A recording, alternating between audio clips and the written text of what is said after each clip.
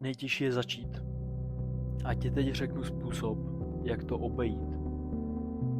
Místo toho, abys udělal 50 kliků, který se ti fakt nechtějí dělat, tak běž, udělej 2 kliky.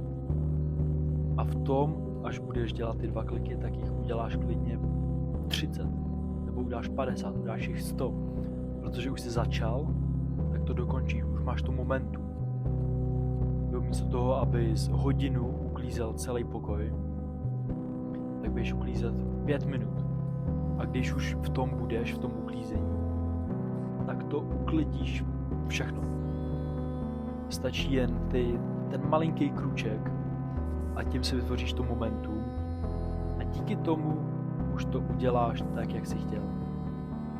Takže až se ti fakt něco nebude chtít dělat, tak udělej jen zlomek, malinkou část jenom toho a pak už to